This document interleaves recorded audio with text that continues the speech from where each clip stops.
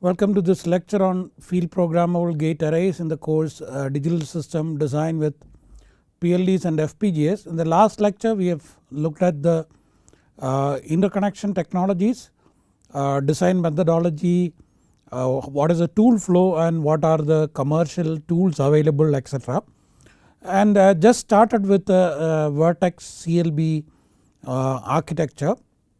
So we will have a quick look at the slides and move on to today's portions.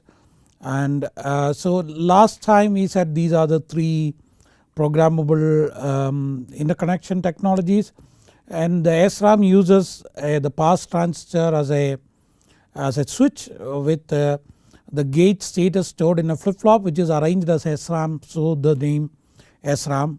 And the flip flop consists of cross coupled inverter which occupies 4 transistors, the right transistor, and the real switch. It consists of 6 transistors, quite big, and that's why the cells are made, the logic blocks are made big. And flash transistor is a normal transistor with a floating gate which can be turned off by trapping electrons. It can be raised electrically with the polarity is opposite to that of the writing. And antifuse is where between the wires in the layers, within the wires something is deposited, and normally it is not conducting, and when you apply a voltage it conducts. It is not an active switch, it is a passive connection which is one time programmable. So very small area because it is the wires, you need to interconnect the layers of wires, I mean between the layers. So in that wire the deposit is made. So though the transistor is required to isolate the voltage applied to fuse it, but it's very small delay and the small area, and that is the kind of summary we have seen. The SRAM is need to be programmed each time it is powered on, but it is non-volatile, but it is large delay and large area. Antifuse has very small area, small delay, but it is non-volatile, one time programmable. Flash comes in between, is non-volatile, reprogrammable, large delay, the medium area. So most of the FPGA vendors use SRAM because it is I mean there is no limit on the reprogrammability and the technology fabrication process, yes, etc. Okay. And the SRAM based technologies, you make the logic block big because the connections are costly. If you make it small, then the connection, the switches and associated circuitry will be quite huge in comparison with the logic. The antifuse vendors will make the logic block small so that less is wasted, but here as I said they will make sure that nothing is wasted. There will be a lot of kind of configurability that things can be used partially, split it into 2 parts and things like that, or you can use a combinational line flip flop separately, put it together. All kinds of programmability within the logic block is given, and this shows a coarse grain architecture with a 4 lookup table and 2 slice, and this is just a fine grain logic block of Actel, which is a kind of 4:1 multiplexer essentially. We had looked at the design methodology. We start with the HTL source, do functional simulation, synthesis, generate the netlist, then you do logic simulation, then you go for the place and route. You can specify the IO constraints and timing constraints. You can do a timing analysis which is quicker than timing simulation. Ultimately you can do timing simulation and everything is fine, you can program. Iteration is here, like you iterate here, then you come down, iterate, then you come down through static timing analysis, you can iterate, then ultimately you can iterate through timing simulation, then ultimately program it. We have seen the commercial simulators, commercial synthesis tools and vendor tools which has everything in it, quite good. Most of the vendor tools are good, and these are the commercial other kind of very complex EDA tool suite, and each consists of lot of packages within, and you can do synthesis and simulation with it, but the place and route you have to go to the vendor tool. So let us come to today's portion. We will look at this particular FPGA, Xilinx Virtex FPGA. It is not commercially kind of manufactured now, it is probably only supported, but this was a kind of I choose this as a kind of basic on which you can build other kind of architectures. You take the latest Spartan 6 or Virtex 7. If you understand this well, and you can understand other FPGAs, the FPGAs from Xilinx itself and from other vendors. So this is a summary. Basically it's an SRAM based programmable connection and configuration. The lookup table is used as a combination logic. You have flip flops within the logic block with synchronous and asynchronous set or reset. Large configurable logic block, it's quite big. Then you have dedicated memory called block RAM, okay, which can be configured as single port, dual port, FIFO and all that. Lookup table can be used as memory. We will see that.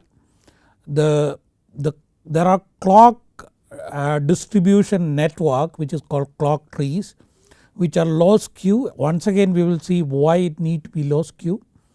There are DLLs, and currently the FPGAs use PLL, but this is a dedicated component, you have to instantiate it or from the core generator and you can use it. Then you have tri-state gate for forming the buses, may not be available in the current FPGAs. You have carry chains, we will see what is carry chain or carry logic, cascade logic. Then there are various configuration schemes, the serial, parallel, JTAG and all that. There are IO blocks and which support multiple IO standards, okay. So this is the kind of a top level view of the Virtex FPGA. I will not go into specific of this. First thing to note is that all around is IO block, and you will have the PLLs, okay. Now in this it is DLL, but there will be PLLs, okay, and inside will be the block RAM, CLB, that is a block RAM is a dedicated memory, CLB is a configuration logic block and so on, okay. It is sandwiched one after the other. And the recent FPGAs you will even find the DSP blocks, which allows basically the fixed point arithmetic. You can have a fixed point addition or multiplication and things like that. So those blocks will be built in to the FPGA. Then there could be some recent FPGAs might have the ARM core, ARM processor core built in. Some might have some memory controllers built in and so on, okay.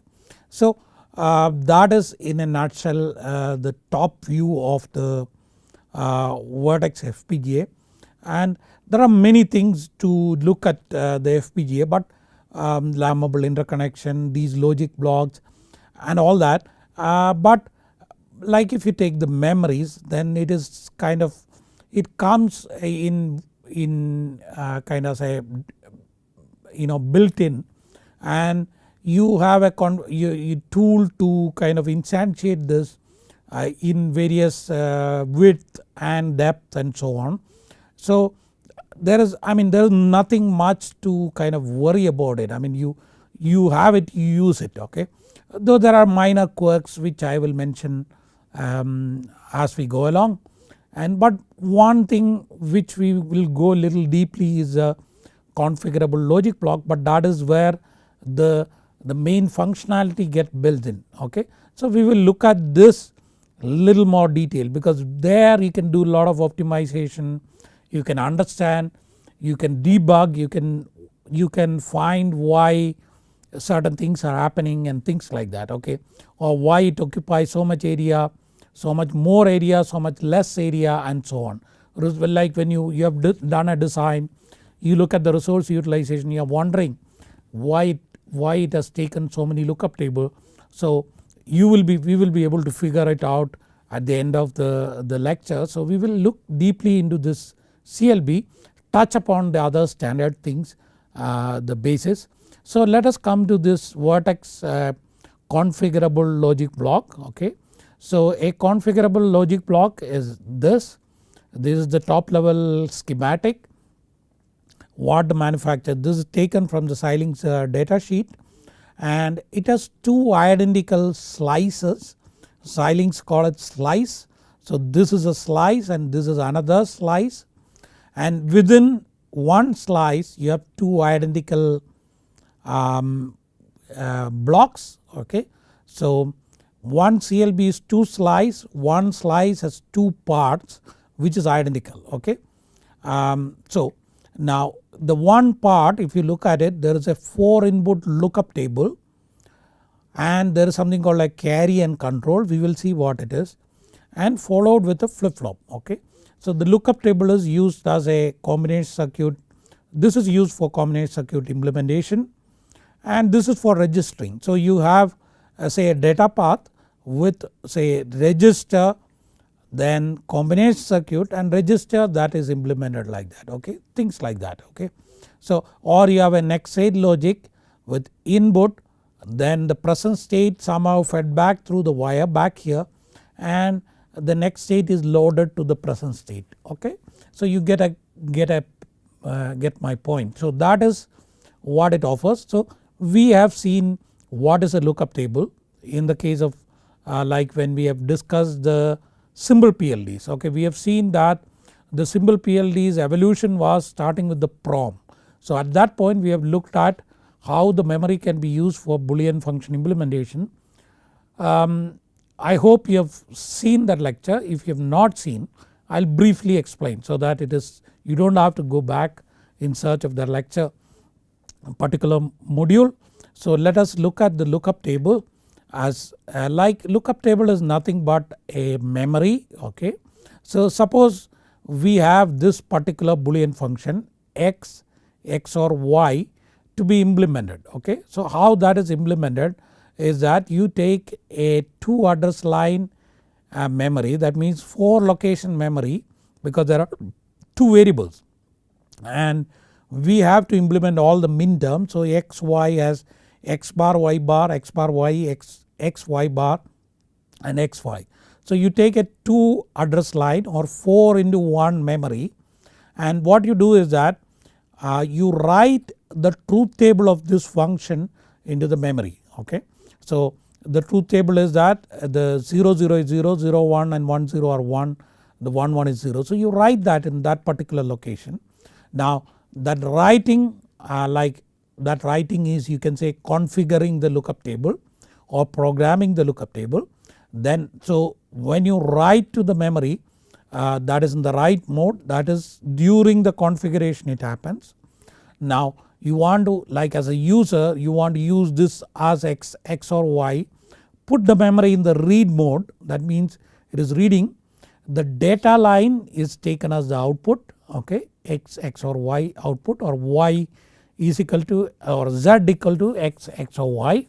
Now what you do is that you give 0 0, then it goes to 0th location and you get 0, 0 1 goes to first location 1, 1 0 second location 1 the data line, and 1 1 third location 0. So you get the picture. So you program, you take, if you have n variable implementation, you take 2 raised to n into 1 bit memory, then program the truth table of the whole function in the locations. Okay, in the memory location, put the memory in read mode, connect the variable to the address line. Okay, like A1 and A0.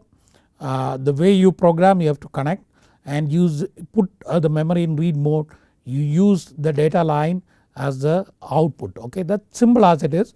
One advantage with this is that you can program any function of 2 variables.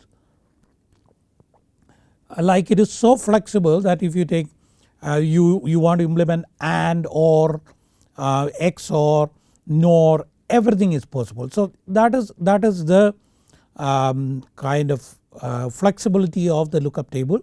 When we had discussed the PROM, we have said that's an overkill because there the PROM was containing lot of locations. It was a very wide kind of implementation, and then it wastes lot of kind of location, and for that particular application it was using basically address decoding. It need only one product term and we were implementing quite a number of them. So that was a waste, but here it is only few lines and all the functions can be implemented. So thing to remember is that writing to the memory is while configuring, and that write control is controlled by the configuration circuitry of the FPGA, but as a user you use the memory in the read mode with address line connected to the input variables and the data line connected to the used as a output. And as I said, in the PROM case it is a fixed AND which consists of all the min terms, and this is nothing but a programmable OR because this is an AND OR. We are implementing an OR of this which is programmable. Okay. So I want to tell you before going further, when we say we are programming an FPGA or configuring an FPGA, it means essentially writing to configuration memory. Okay. And so all the interconnection patterns are configured here. Very specifically when you are configuring the logic blocks, and writing to configuration memory configures everything possible. Now all interconnection, all logic, all special resources, everything. But when within a logic block there is a lot of things to configure. One is writing the lookup table with truth table, like you are using lookup table as a Boolean logic implementation, you write the truth table. Sometime a lookup table you need more inputs, then you can combine the lookup table, and that need some kind of additional circuitry to be configured. That is also done through the configuration. Then lookup table is nothing but a memory. So we are using the memory as a combination logic implementation, but you could use it as a memory also. If it is not being used to implement the logic, you could use it as a memory. We will discuss that. To the flip flop you can select number of clocks, maybe more than the CPLDs. You can do the set and reset of flip flops, and there are a lot of multiplexers within the logic block to make various programmability, to make it flexible, and all that is programmed. These mux paths are programmed by writing to configuration memory. In addition you can configure the memory, FIFO, PLL, all that, like there could be memory blocks which is combined to make a larger width or larger depth. All that combining is done through various extra circuitry which is configured using writing to the configuration memory, and all programming the interconnection, and the IO blocks there is programming available for using it as an output, input, IOs and so on. So all that is done. So when we say FPGA configuration of programming, it is not merely the interconnection of the block, there is lot within the blocks. Okay, lot to do with the special resources and quite a bit in the IO blocks, and we will see all that one by one. And when you start looking at the data sheet, you will be looking at a family. You will have a family of devices which goes from low complexity to high complexity. Okay, and very important specification as far as as far as an FPGA is concerned is this one, the array of logic blocks. Okay, how many logic blocks are there? Okay, so you take this particular 100 device XCV 100E.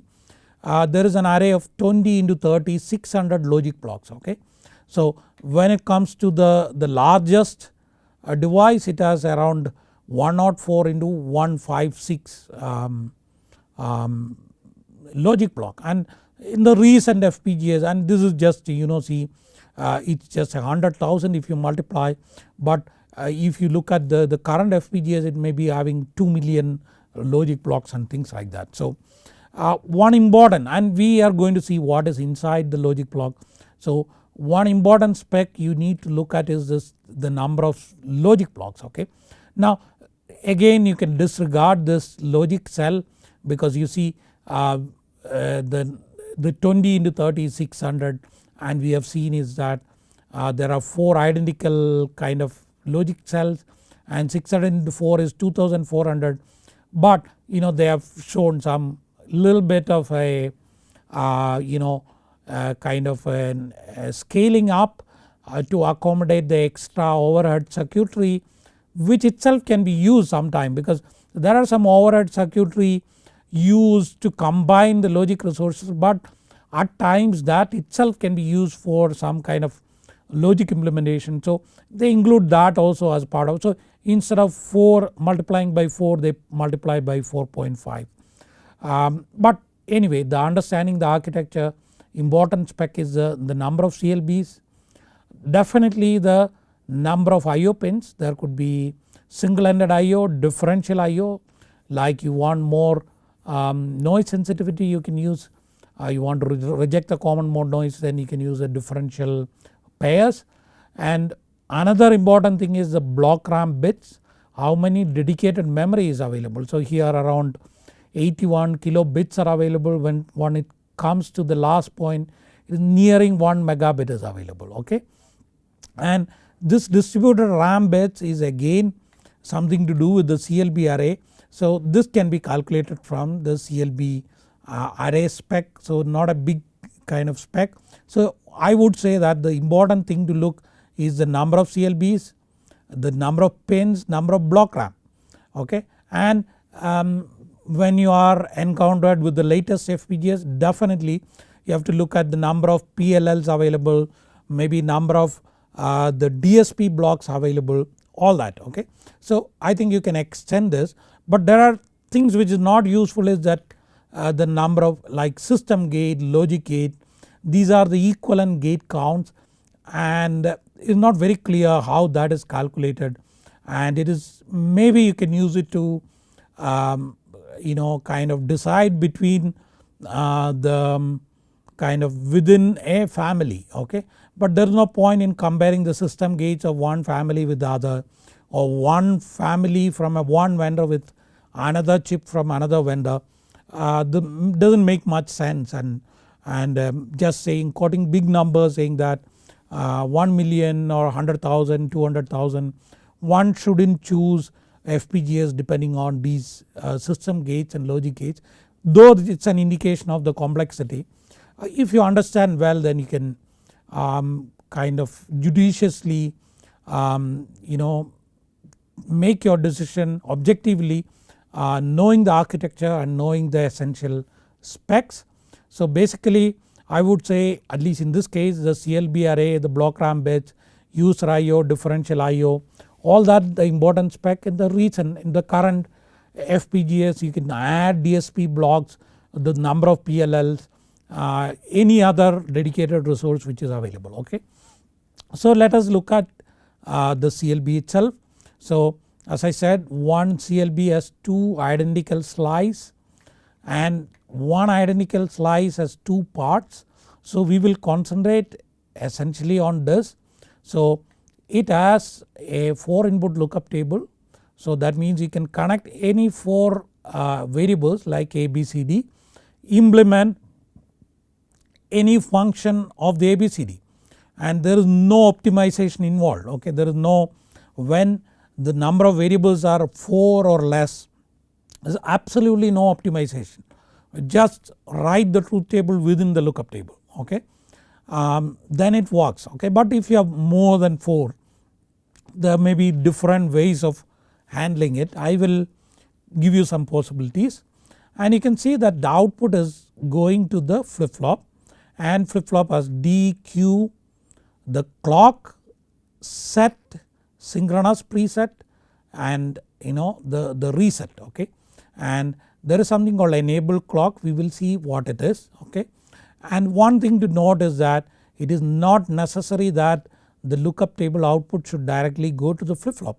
Sometimes we want to use this as a combinational logic which is combined with other combination logic to implement complex functionality, or like you would like to take it out directly to a pin, okay, whatever it is. So that is possible, like you can see that that path is directly going out. In that case the flip flop can get wasted, okay. This picture is just a kind of a, like top level schematic, we will go into detail, okay, but like just I want to illustrate, not like the connections are not that correct, and this you see this input which can go in principle to the input of the flip flop. So like you could use the lookup table separately and the flip flop separately, or you can do it, use it together, okay. So that is one kind of level of programming. So what we are going to do is that we are going to look at the blow up of this one slice so that we can understand it little more deeply, okay. Now that is one slice. At the beginning it looks little intimidating, but don't worry. So let us look at say these are the identical part, this is one part and this is the second part, and you see there is something shown here which is there on top of this also, but we will, or sorry, this is common for both lookup table. So we will see what it is, and there is something in between here, we will see again what it is, all these, okay. And there are two flip flops, okay.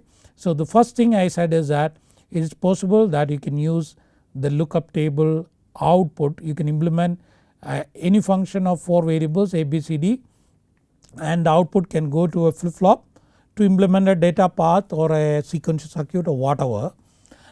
But if it is a case that you want to use it separately, like you want to give ABCD, Z is some function of ABCD and we are taking it out, and we are giving from the wires, interconnection wires, some input directly to the flip flop and take the output, it's possible. So it can be used together, it can be used separately, okay. So let us go back to the slide, the main diagram, and you see this lookup table, there are 4 inputs, 1 output, okay.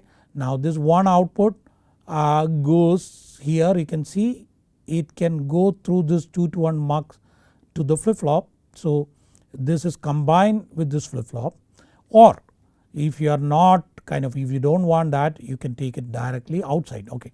When I say you can, definitely you are going to write some HDL code which is going through a synthesis tool, it will be synthesized, ultimately it will be placed and routed within this particular circuit block.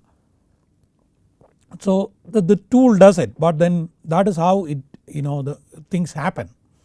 But suppose you use this lookup table independently of the flip flop, then this flip flop can be used separately. You can see that this pin BY, this signal BY, and that directly can be taken to the input of the flip flop, and the flip flop can be used separately, okay. So this you can combine with the flip flop, or you can use it separate. In that case the flip flop can be used separately, okay. Same thing here, you can see here independent or to the flip flop, and the BX is used as an input to the flip flop if need to be used kind of separately, okay. So that is what it is about. Now mind you should not lose the global picture, this is only one slice, there are 2 slices in a logic block, and you should know that there are a lot of vertical wires here, horizontal wires, there are switches here. So and there are input connections from these wires coming into this part, all these parts, you can connect these wires here, that's the meaning of it. Similarly this output can be taken to the wires again and can be taken to other logic blocks. That picture you should not you should have in your mind. Now the question to ask is that suppose we need 5 input lookup table, okay. Say we have a 5 variable boolean function. How do we get a 5 input lookup table? The question is that can we implement 5 input lookup table using 4 input lookup table, okay. So now the thing is that the 5 input lookup table need 32 locations, okay, because 2 raised to 5 is 32. 4 input needs 16, 16 locations. So it has 2 raised to 4 16 location. So it looks possible because you have 16 locations here, 16 locations here. So how to combine that, So one idea is that when the fifth, because you can connect only ABCD, maybe you have a fifth variable. So one idea is that when the fifth variable is 0, program the lookup table here and choose the output of this first lookup table as output. When that fifth variable is 1, that lookup table can be here and that should be used there. So that suggests a mux 2 to 1 mux in between. The select line of the mux can be used as the fifth variable. So that is how the 5 input lookup table is built. So you have a 4 input lookup table, you write ABCD and here another 4 input lookup table. 2 outputs are muxed through a mux and in the case of Virtex FPGA it is called F5 mux, and the select line of that forms the fifth variable because I0, I1, I2, I3 are the 4 variable. This is the fifth variable. When it is 0 that part of the lookup table is here, when it is 1 that part is programmed here, and ABCD is common here, E is connected here, okay. And this is the output of the 5 input lookup table. So we will go back to the diagram of the slice and you see here this is the output of the lookup table, okay, and the first top lookup table, and this is the output of the bottom lookup table. You see that there is a 2 to 1 mux which is called F5 and the select line here, and the F5 output goes there and the select line is here. So you have BX and this is the fifth variable. So if you have ABCDE then you can say ABCD here, ABCD here, and you connect E and you can see that you get a 5 input lookup table output that can be registered using this particular flip flop, okay, or it can be taken out directly out, okay. So that is how the 5 input lookup table is formed, okay.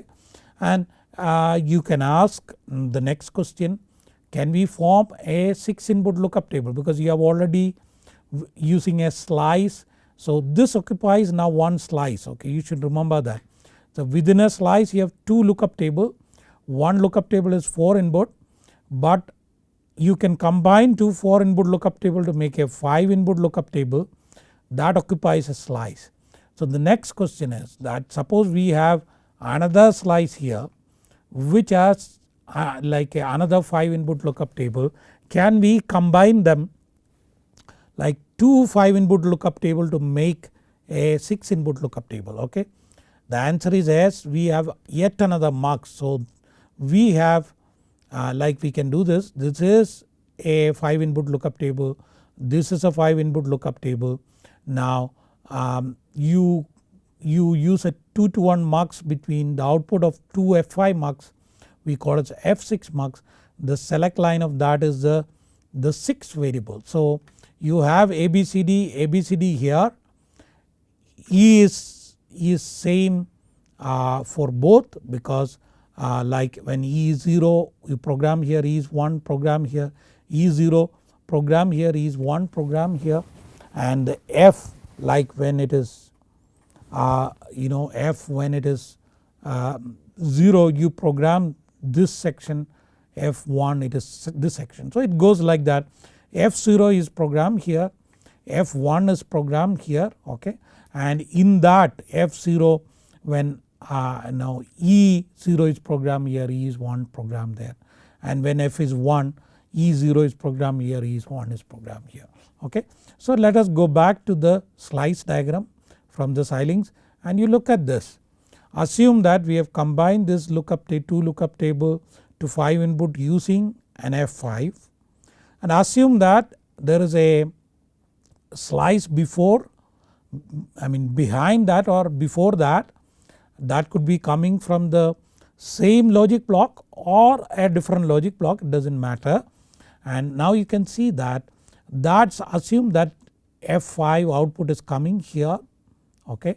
In the case of a single CLB, this F5 output is connected to the F5 input of the next slice, so that is coming here and you see this F5 output and the F5 output of the previous slice is combined in a F6 mux. The select line of that can be used, the by can be used for the 6th variable, okay. And that F6 mux can be directly taken out or can be registered in this particular flip flop, okay. Only disadvantage is that if you combine, if you make a 5 input lookup table, then you cannot, and if you are taking it out directly, you cannot use this flip flop input separately because the bx is already used as a kind of the 5th variable.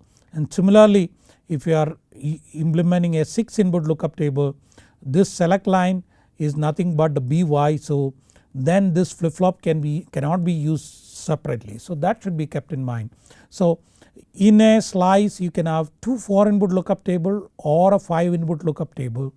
In a CLB, because it has 2 slices like one 5 input here and one 5 input here, which can be combined to make a totally a 6 input lookup table, okay. So that is what we have discussed, okay. Now like when we say, okay, this should be kind of understood when when I say 5 variables, like we mentioned that you have like A, B, C, D, E, like you have 5 variables, then you implement that using a 5 input lookup table using an F5 mux. Many a times it is not required, okay. Or you say you have a 6 input 6 variables, then not necessary that you have to go for a 6 input lookup table for implementation. You could in some specific cases you can cascade lookup table, okay. Depends, not like this when we say it consider all possible minterms, okay. But in specific cases of 6 input lookup table it can be implemented using cascade of 2 lookup tables, okay. If you build a 6 input of lookup table from 4 input, you need 4 of them because 2 4 input combines to 5 input lookup table and 4 input combines to 6 input lookup table. So like in specific cases, say take an example here, okay. Let us take an example, say this is a function we want to implement, y is ABCDE or ABCDF, okay. So we have now 6 variables ABCDE ABCDF, okay. Now one way of doing is that going to this you connect F here, connect E here, ABCD you connect everywhere or for all the 4 and you write a big truth table for this wherever there is 1 0 and come back and program it, okay. But there is another way of simplifying it. You see ABCD is common, so we take ABCD out, so it becomes ABCD and E or F, okay. So what we can do is that we can say ABCD is X and Y becomes X and E or F. Now what we can do is that one lookup table is used to implement ABCD, which is X, okay, X, and output of the lookup table is connected as the input to the next lookup table, and then you connect E and F and you implement this X and E or F here.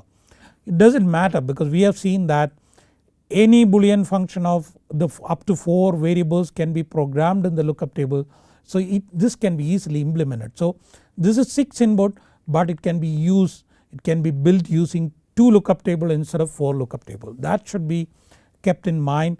And of course disadvantage is that there are 2 lookup table delay you encounter when you implement like that. But if you maybe like if you implement like this, then it is nothing but 1 lookup table delay plus the F5 mux delay, which will be less than this lookup table delay.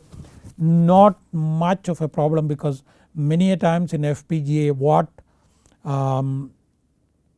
dominates is the interconnect delay, and in any case we have saved 2 lookup table, which is quite precious. Okay, so that is how it can be done. Similarly you can use say 5 input instead of using a kind of 2 lookup tables. You can using F5 mux you can kind of combine cascade 2 lookup tables, and ABCDE can be implemented as ABCD and E, and we implement ABCD as X in a lookup table, and X is cascaded with the E using another lookup table.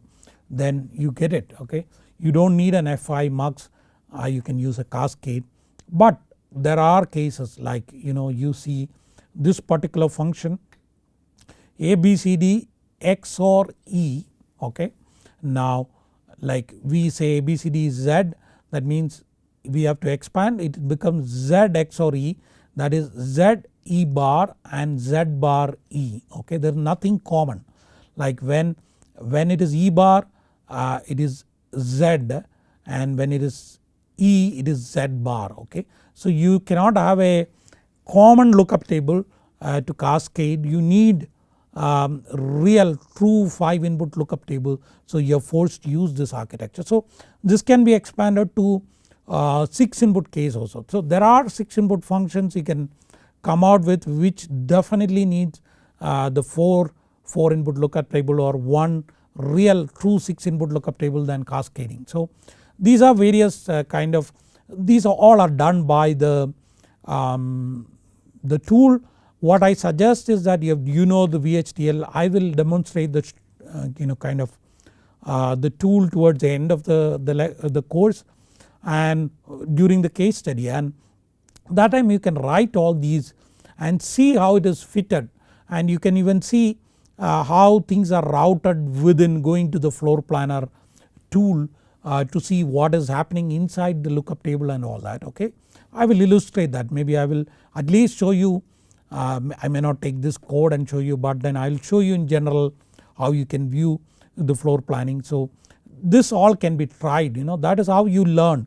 You try out something and then you see what is happening within the device. See, there is one way of most people kind of take the tool as it is, and you tool has a lot of features, so you write a code, then you click some button, you choose some options, and some magic happens, the hourglass come, then a lot of console messages come, you enable some optimization and you get some advantage, you get some speed, and the tool gives you a lot of features, some are used, some are not used.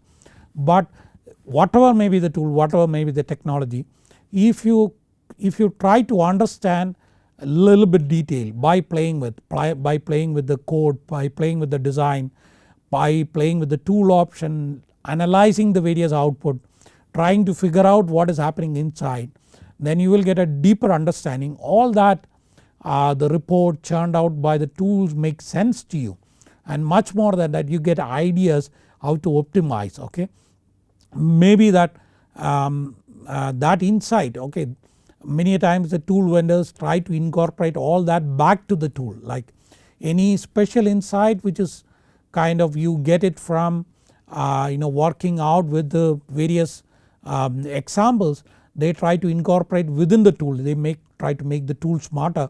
So maybe like if you have such insight, then that should be, it can be communicated, you can if it is not known, it can be published, and the vendors will take note of that and they will try to improve their device tools and so on. So that should be kept in mind. So let us come back to the slide, and this is what we have seen. So in a summary, Virtex CLB, the lookup table and flip flop can be used separately or together. It has 4 input lookup tables. 5 input lookup table can be built from 2 4 input lookup table using F5 mux. 6 input lookup table can be built from 2 5 input using F6. So essentially it is a 4 input, 2 5 input or 1 6 input lookup table. Of course you can do cascading, and the flip flop you have set, reset, clock enable, and you can, one advantage of set and reset is that you can initialize the registers to any value. You don't have to say at the power on everything need to be 0. Okay, you can have a 8-bit register, you can say at the power on it should be loaded with the hex value say 3A, like that. So that adds a lot of flexibility, like when you build complex function you might have some default register values at the power on that can be easily kind of implemented using that. So okay, now when we look at the slice diagram, one thing you should notice that when we use lookup table as a logic, the read part of the circuit is available to us. Okay, the address lines are, we connect the address line to the various signals, input signal, data line is used as output, and this memory is in the read mode. Okay, now this memory is written during the configuration. That means that the write control of the lookup table is through the configuration circuitry. It is not available to the user, okay, at least at that, like if you say it is dedicated write circuit, then it is not available to the user.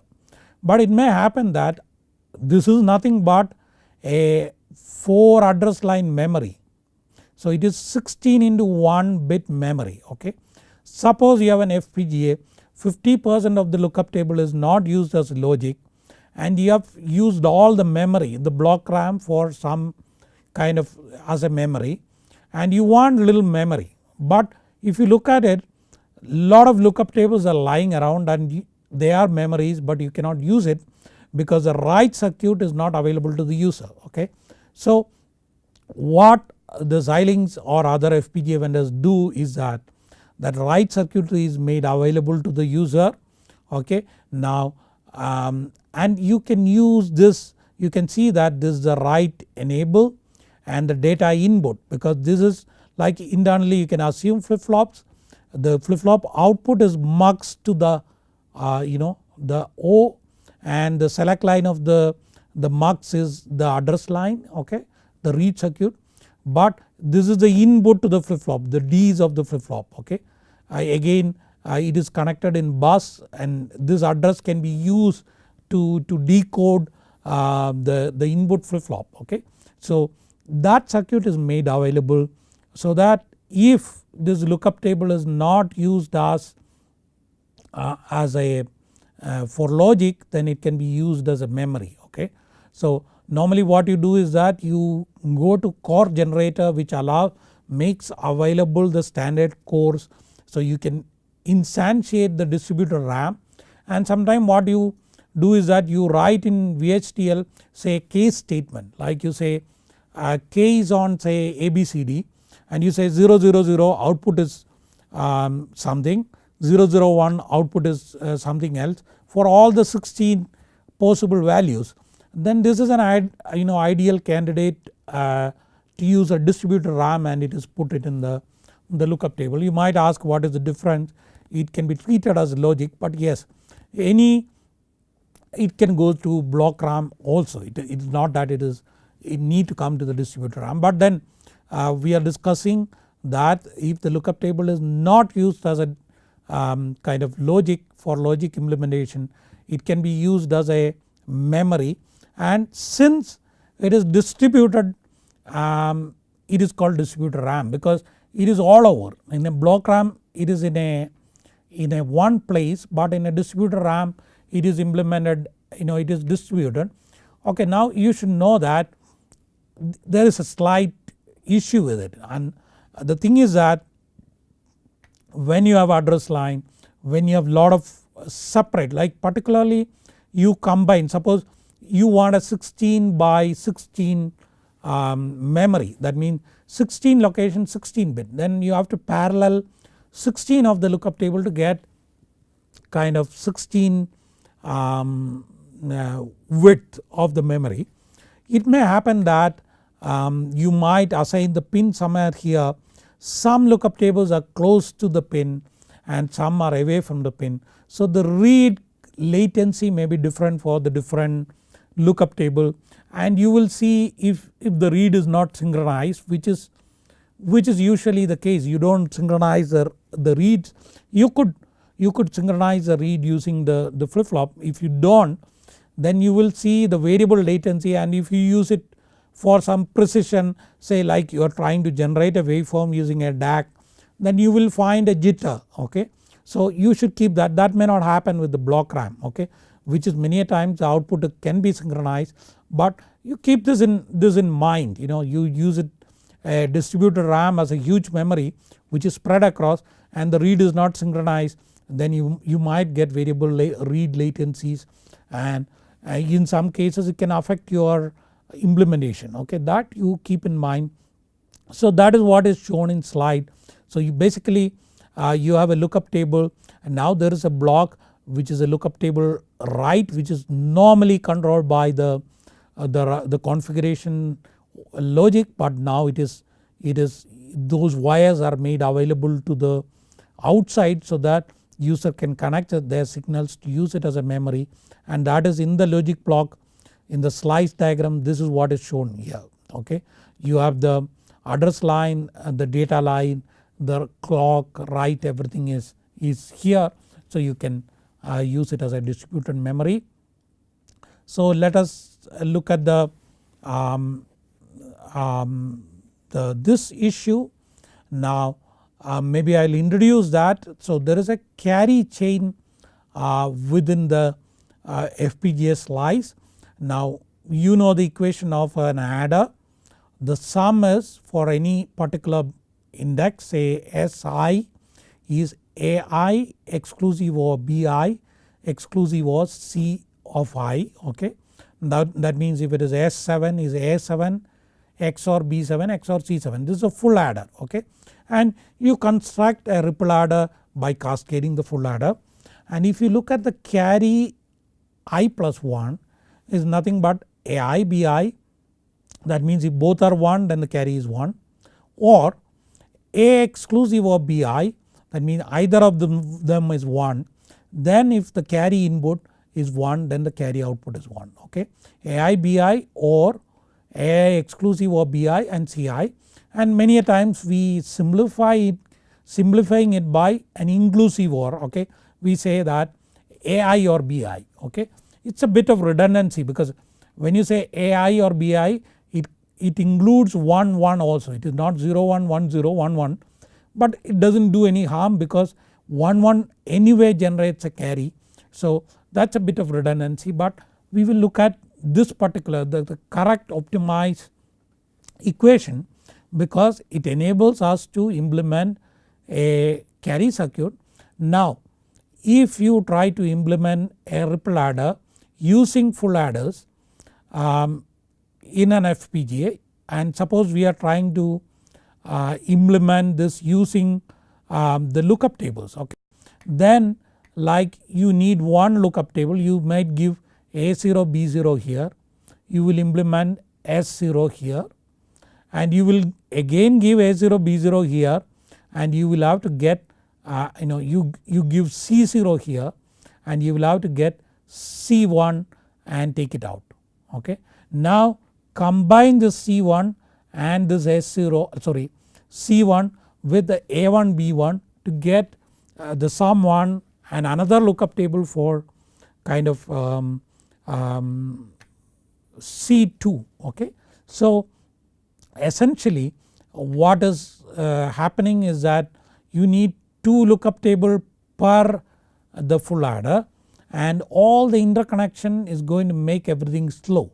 So if the addition is slow, the multiplication you build using the addition will be slow, okay.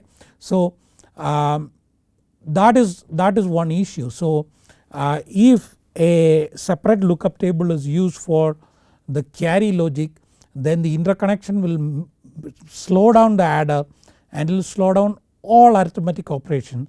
So what is normally done is that this carry is kind of built in, the carry logic is built in to the slice. So I will describe you the idea how it is done, then we will go to the slice.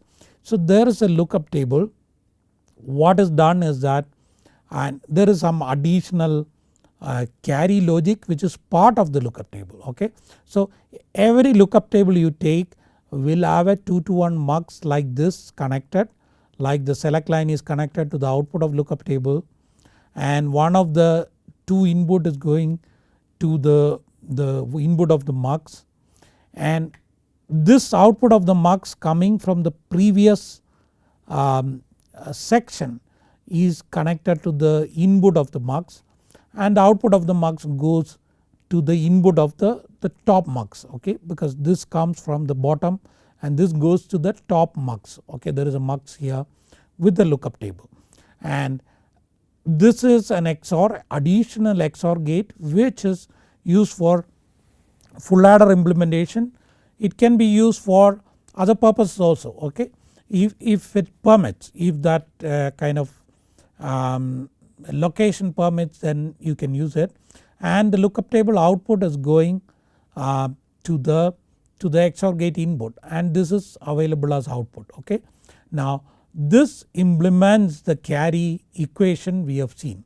So this Ci plus 1 Ai Bi plus or Ai exclusive of Bi and Ci, that is implemented here, okay.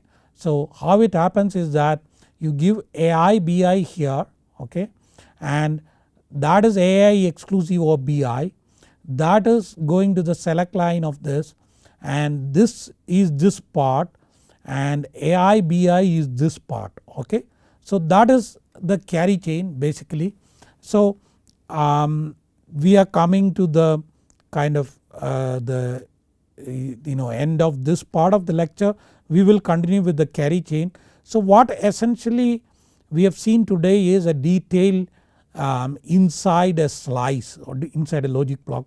We have seen the lookup table, flip flops, combining the lookup tables for various higher level complexity, cascading them, and using the lookup table as a distributed memory, and now we are looking at the carry logic which kind of speed up the arithmetic operation. So please have a look at the lecture notes, you can look at the data sheets, you can even look at the data sheets of other FPGAs. I suggest you look at the Spartan 3 FPGA data sheet, the logic block diagram which is identical, and once you master it you can go to Spartan 6 or Virtex 7 and so on. So please revise. We will continue with this in the next lecture. I wish you all the best and thank you.